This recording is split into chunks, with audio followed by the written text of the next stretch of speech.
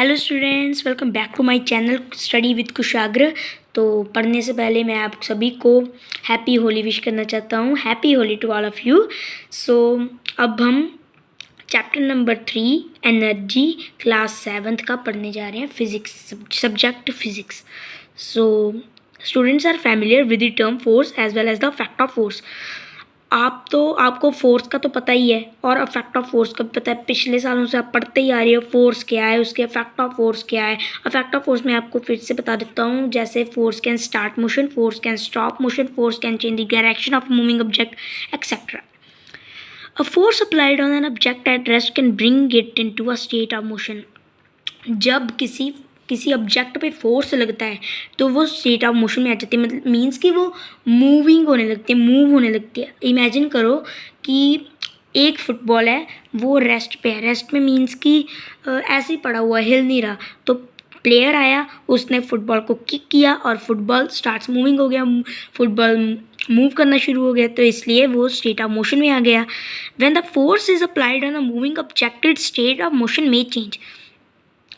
जब फोर्स लगता है मूविंग ऑब्जेक्ट पे, ठीक है, कोई भी मूविंग ऑब्जेक्ट पे, तब उसका जो स्टेट ऑफ मोशन हो जाता है वो चेंज हो जाता है। फॉर एग्जांपल आप क्रिकेट खेल रहे हो, ठीक है, आपके फ्रेंड ने आपको बॉल डाली, आपने मीन्स की बॉल को मारने के लिए बैट को घुमाया, ठीक है तो आपने जब बॉल को हिट किया बैट के साथ तो क्या हुआ, बॉल की जो डायरेक्शन थी वो चेंज हो गई, ठीक है ना। ऐसे ही होता है ना, बॉल की जो डायरेक्शन होती है वो चेंज हो जाती है।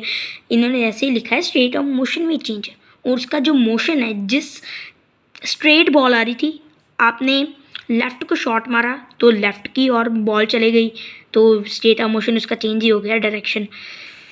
When an object moves under the action of a force through a certain distance, we say mechanical work is being done.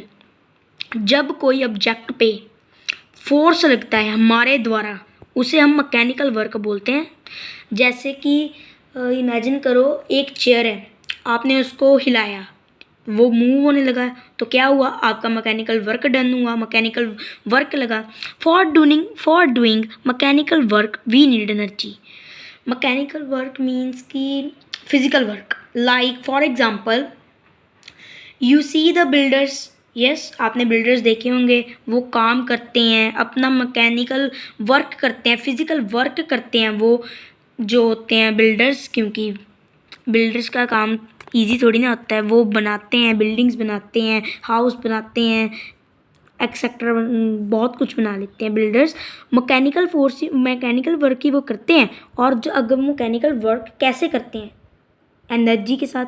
अगर वो मैकेनिकल वर्क करने के लिए उन्हें एनर्जी चाहिए। एनर्जी कहाँ से मिलती है, फूड से। Okay, clear. Usually energy is defined as the capacity of doing work.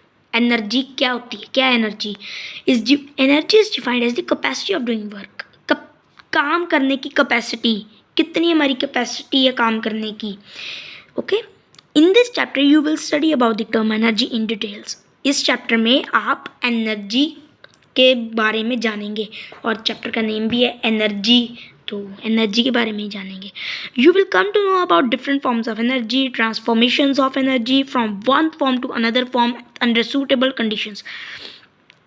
आपको पता चल जाएगा ये चैप्टर पढ़ने के बाद कि डिफरेंट फॉर्म्स ऑफ एनर्जी, कितनी फॉर्म्स है एनर्जी के, heat energy, solar energy, transformations of energy पता चल जाएगा from one form to another form. Means कि आपको पता चल जाएगा कि हीट एनर्जी किस और एनर्जी में चेंज हो सकती है, जैसे हीट एनर्जी लाइट एनर्जी में भी चेंज हो सकती है, एक्सेट्रा। आप इस चैप्टर में सब पढ़ लेंगे। Finally you will formulate a very important and fundamental law of nature, namely the law of conservation of energy. तो finally you will formulate a very important and fundamental law of nature, namely the law of conservation of energy. अब आप formulate मतलब formulas, एक बहुत ही important और fundamental law of nature है। Fundamental law of nature formula है एक nature का, ठीक है, फॉर्मूला है एक नेचर का, जो कि है the law of conservation of energy. क्या है, the law of conservation of energy. ये this is the main question, ये आपको आ सकता है। What is the very important and fundamental law of nature, you will write the law of conservation of energy. तो let's start with the first topic, energy. Generally we talk of energy in terms of physical energy of a person.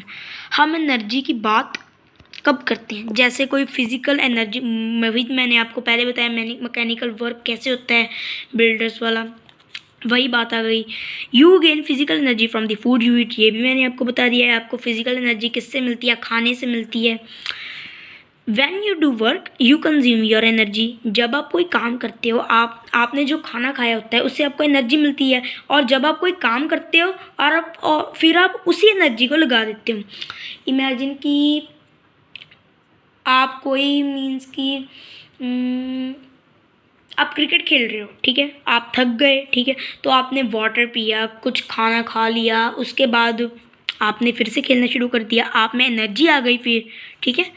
As a result you get tired and feel hungry. यही बात है कि आप देखा होगा आपने कि जब आप कोई काम कर लेते हो आपकी एनर्जी फिर पूरी कंज्यूम हो जाती है, और जब आपकी पूरी एनर्जी फिनिश हो जाती है तो आप थक जाते हैं और आपको भूख भी लगती है। In physics energy of a person in his capacity to do work. Physics में energy of a person in his capacity to do work, energy person की ही कैपेसिटी है काम करने की। Energy of an object is measured by the amount of work that can be done by the object. Energy एक object की कैसे major हो सकती है? एनर्जी एक ऑब्जेक्ट की मेजर हो सकती है by the amount of work that can be done, कितना काम वो कर सकता है। ऑब्जेक्ट यहाँ पे कोई मीन्स की चीज़ ऐसे अलमीरा वगैरह नहीं दी हुई, पर्सन के बारे में बात की हुई है। No work can be done without energy, कोई भी काम एनर्जी के बिना नहीं हो सकता। आपने देखा ही होगा कि कोई भी काम एनर्जी के बिना हो ही नहीं सकता।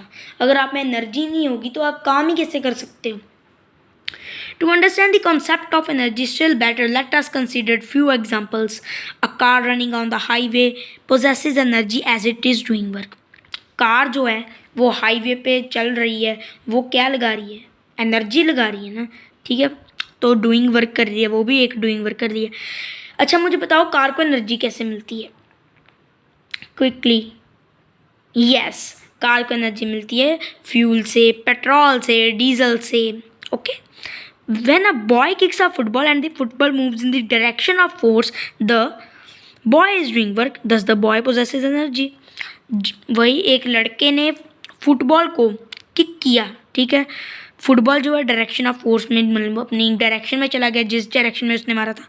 तो बॉय ने क्या किया? काम किया। बॉय ने अपनी एनर्जी लगा दी, जितना उसने खाया था थोड़ी सी एनर्जी उसने फुटबॉल को किक करने में लगा दी, ठीक है, तो boy possesses energy. A weight lifter raises a heavy load, he is possessing energy because he is doing work after lifting the load. A weight lifter है, उसने हैवी लोड उठाया हुआ है, ही इज़ पोजेसिंग एनर्जी, वो अपनी energy लगा रहे हैं ना, जो उसने खाया था वो उसने एनर्जी लगा दी उसकी, क्योंकि वो काम कर रहा है लिफ्टिंग द लोड, भार उठाना कोई इजी नहीं है, और उसने एनर्जी अपनी लगा दी, doing work while lifting the load. वो काम कर रहा है, कैसे कर रहा है? लिफ्टिंग द लोड, भार उठाकर। तो next page, children are playing among themselves, they are doing work and thus possesses energy. Children अपने आप में खेल रहे हैं, ठीक है, वो अपना काम कर रहे हैं, अपनी एनर्जी लगा रहे हैं, तो दे पोजेसेस ऑल्सो एनर्जी। आपने देखा होगा आप खाना खाते हो, ठीक है, आप थोड़ी देर खेल लेते हो तो आपको भूख लग जाती है, होता है ना, तो उसी प्रकार से आपकी एनर्जी लग जाती है, फिर आपको भूख लग जाती है। Some persons are doing yoga, they are doing work and thus they possesses energy. Yoga कर रहे हैं कुछ पीपल, मीन्स कि आपके मम्मा पापा, आप भी योगा करते हो तो आप क्या लगाते हो? काम करते हो, ठीक है, और एनर्जी भी लगती है, बिना एनर्जी का कोई काम नहीं होता बच्चा। From the above examples it is clear that any object which is capable of doing work possesses energy. जो हमने एग्जाम्पल्स पढ़ी हैं उनसे क्या क्लियर होता है? यही क्लियर होता है कि कोई भी ऑब्जेक्ट कैपेबल है, मीन्स कि एनर्जी के द्वारा ही वह काम कर सकता है, ठीक है, clear. And the rest of the chapter we will read in our another video. Okay, take care, bye bye.